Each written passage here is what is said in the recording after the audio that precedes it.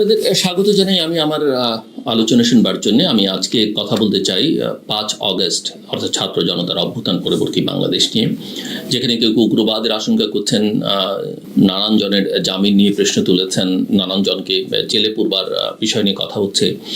এইসব বিষয়ে সরকারের অবস্থান কি, সেসব বিষয় নিয়ে কিছু কথা বলতে চাই। ২০২৪ সালের ৫ অগস্ট গণ আন্দোলনের মাধ্যমে দীর্ঘমেয়াদে ক্ষমতায় থাকা শেখ হাসিনা সরকারের পতনের পর বাংলাদেশ এক নতুন রাজনৈতিক পর্বে প্রবেশ করে, সেটা আমরা সবাই জানি।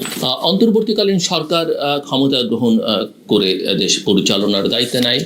এই সময় একদিকে রাজনৈতিক সংস্কারের আশা তৈরি হয়েছে, অন্যদিকে উগ্রবাদের উত্থান, মব জাস্টিসের প্রবণতা বৃদ্ধি, জঙ্গি সংশ্লিষ্ট মামলায় জামিন প্রাপ্ত ব্যক্তিদের সংখ্যা বৃদ্ধি এবং সামাজিক সাংস্কৃতিক অস্থিরতা নানা প্রশ্নের জন্ম দিয়েছে। এই বিশ্লেষণটিতে আমি এই প্রশ্নগুলো গভীরভাবে অনুধাবন করবার চেষ্টা করব, যদিও পরিসরটা সীমিত এবং স্বল্প, সেটা আমাদের মাথায় রাখতে হবে। জামিনে মুক্তি পাওয়া বা জঙ্গি মামলার আসামি, এই সংখ্যা এবং প্রকৃতি নিয়ে অনেকের মধ্যেই নানা রকমের প্রশ্ন, সংশয় এবং নানান যুক্তি রয়েছে, পক্ষে বিপক্ষে। ৫ আগস্ট পরবর্তী ৮ মাসে ৩ শতাধিক ব্যক্তি জঙ্গিবাদের মামলায় জামিন পেয়েছেন বলে জানিয়েছেন কারা মহাপরিদর্শক ব্রিগেডিয়ার জেনারেল মোতাহার হোসেন। আমি দেখলাম একটা পত্রিকায় তার এই বক্তব্য বা এই তথ্য। এসব জামিনপ্রাপ্তদের মধ্যে রয়েছেন সন্দেহভাজন, বিচারাধীন, এমনকি যাবজ্জীবন সাজাপ্রাপ্ত ব্যক্তিরাও। অনেকেই আবার পলাতক অবস্থায় রয়েছেন এবং ২,২০০ বন্দির পালিয়ে যাওয়ার ঘটনার পর ৭০০ জন এখনো কিন্তু পলাতক রয়েছে। বিশ্লেষকদের মতে এই জামিনপ্রাপ্তদের মধ্যে যেমন আছেন আগের সরকারের আমলে জঙ্গি তকমা দিয়ে আটক নির্দোষ মানুষ, তেমনি সত্যিকারের জঙ্গি তৎপরতার সঙ্গে জড়িত ব্যক্তিরাও রয়েছেন, যারা এই রাজনৈতিক পট পরিবর্তনের সময়টিকে কাজে লাগিয়ে আদালতের মাধ্যমে জামিন বা কারাগার থেকে পালিয়ে মুক্তি। উল্লেখযোগ্য বিষয় হচ্ছে যে জামিনপ্রাপ্তদের মধ্যে নিষিদ্ধ ঘোষিত জঙ্গি সংগঠন যেমন হরকাতুল জিহাদ, আনসারুল্লাহ বাংলা টিম, জেএমবি, ইমাম মাহমুদের কাফেলা, কেএনএফ, আল্লাহর দল, হামজা ব্রিগেড এর সদস্যরাও রয়েছেন। এর ফলে একটি প্রশ্ন জেগে ওঠে যে এদের মুক্তি কিভাবে হয়েছে এবং রাষ্ট্রীয় নিরাপত্তার প্রতি এর প্রভাব আসলে কি। আরেকটা বিতর্ক আমরা দেখি যে মুফতি জসিমউদ্দিন রামানী এবং জঙ্গি তকমার একটা বিতর্ক ইতিমধ্যে আমরা বিভিন্ন গণমাধ্যমে লক্ষ্য করেছি।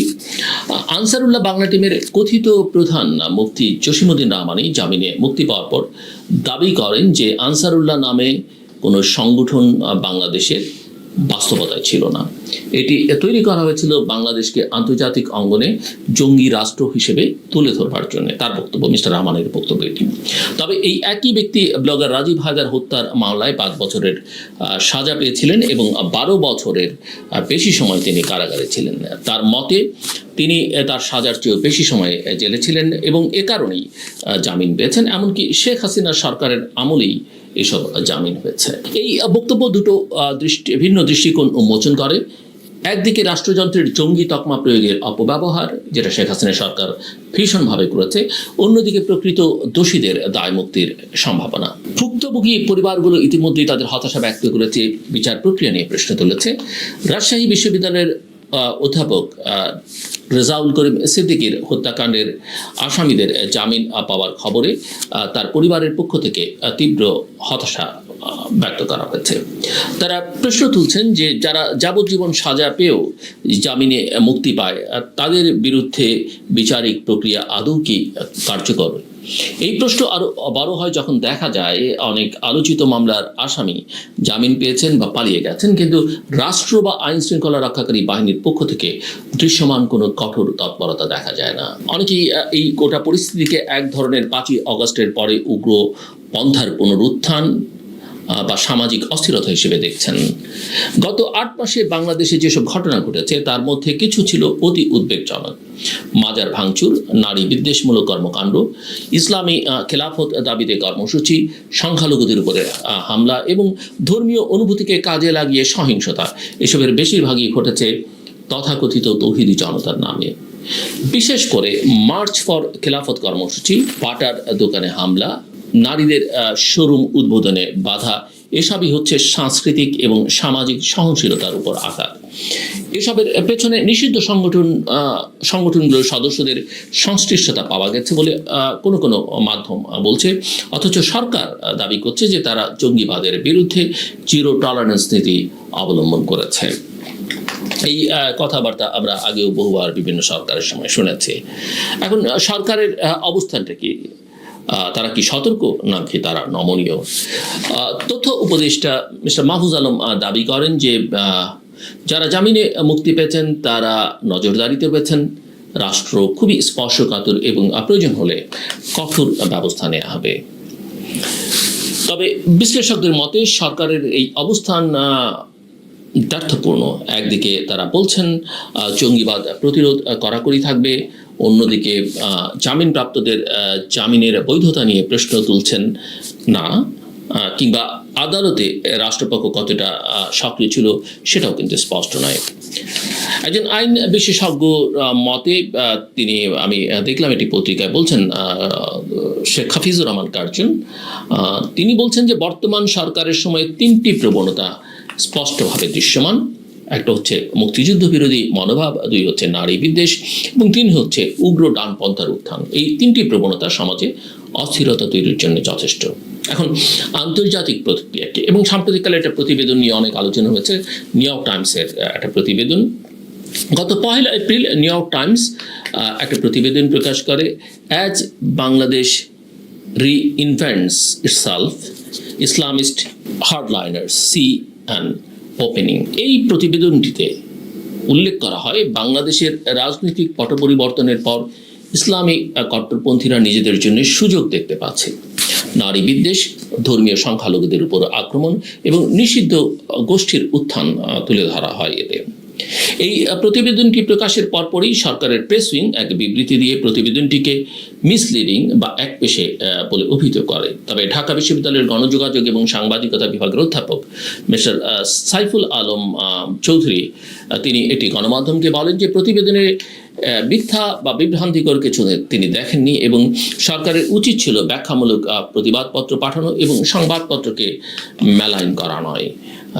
অর্থাৎ নিউ ইয়র্ক টাইমসের মতো সংবাদপত্রকে মেলাইন করা নয়, যে সংবাদপত্র আসলে শেখ হাসিনার সরকারের আমলে শেখ হাসিনার সরকারের বিরুদ্ধে প্রচুর প্রতিবেদন প্রকাশ করে এবং সেই সরকারকে প্রশ্নের মুখে ফেলে দেয় এবং বাংলাদেশের জনগণকে উদ্দীপ্ত করে। বাস্তবতা হচ্ছে যা কিছু দেখছি আমরা, সেটা কি জঙ্গি তৎপরতা, সত্য নাকি নাটক? মানবাধিকার কর্মীরা বলছেন যে জঙ্গিবাদ নির্মূল অভিযানের পেছনে যেমন বাস্তবতা ছিল তেমনি কিছু নাটকীয়তাও ছিল। আগের সরকার রাজনৈতিক উদ্দেশ্যে অনেক সাধারণ মানুষকে জঙ্গি তকমা দিয়ে আটক করেছে, এমনকি নাটক সাজিয়ে হত্যাও করেছে বলে কেউ অভিযোগ করেন। তবে একথাও স্বীকার করতে হবে, সব ঘটনাকে মিথ্যা বা নাটক বলে চালিয়ে দেওয়া ঠিক নয়। অনেক ঘটনায় সত্যিই জঙ্গি তৎপরতা ছিল, যার বিচার হওয়া উচিত। এই যে দ্বিমুখী বাস্তবতা আমাদের সামনে এক জটিল প্রশ্ন উত্থাপন করেছে, কিভাবে এটি গণতান্ত্রিক রাষ্ট্র নিরপরাধ ব্যক্তিদের মুক্তি নিশ্চিত করবে, আবার একই সাথে প্রকৃত অপরাধীদের গ্রেফতার এবং বিচারের আওতায় আনবে। তো এখানে এই যে সংকট এবং এর মধ্যে যে সম্ভাবনা আছে, সেখানে রাষ্ট্রের দায়িত্বটা আসলে কি? বাংলাদেশ এখন এক সংকটময় সন্ধিক্ষণে, সেটা আমরা সবাই জানি, এবং একদিকে সমাজে ধর্মীয় অসহিষ্ণুতা এবং উগ্রবাদী তৎপরতা বাড়ছে, অন্যদিকে সরকার আন্তর্জাতিক অঙ্গনে গণতন্ত্র এবং মানবাধিকারের ভাবমূর্তি রক্ষা করতে চায় বলে একটা ন্যারেটিভ তারা হাজির করছে। এই বাস্তবতায় অন্তর্বর্তী সরকার এবং রাষ্ট্রযন্ত্রের সবচেয়ে গুরুত্বপূর্ণ দায়িত্ব হলো এটি সুস্পষ্ট, স্বচ্ছ এবং দৃঢ় আইনানুগ পথে জঙ্গিবাদ নির্মূল করা, পাশাপাশি সমাজে ধর্মীয় সহিষ্ণুতা এবং সাংস্কৃতিক বহুত্ববাদ রক্ষা করা। সরকারকে বুঝতে হবে যে অতীতের ভুল নীতির পুনরাবৃত্তি হলে নতুন বিপর্যয়ের জন্ম হবে। অন্যদিকে বিচার ব্যবস্থাকেও নিশ্চিত করতে হবে যে জামিন দেয়া হচ্ছে আইনি ন্যায্যতার ভিত্তিতে, রাজনৈতিক সুবিধাবাদে নয়। জঙ্গিবাদ ও উগ্রপন্থা দমনে রাষ্ট্রের প্রতিটি অঙ্গের সুনির্দিষ্ট এবং সমন্বিত ভূমিকা ছাড়া এই পরিস্থিতি শুধু অবনতির দিকে নিয়ে যাবে, যেখানে আমরা কেউই যেতে চাই না। আমার কথা শুনবার জন্য আপনাদের ধন্যবাদ, আপনাদের সবার জন্য শুভকামনা।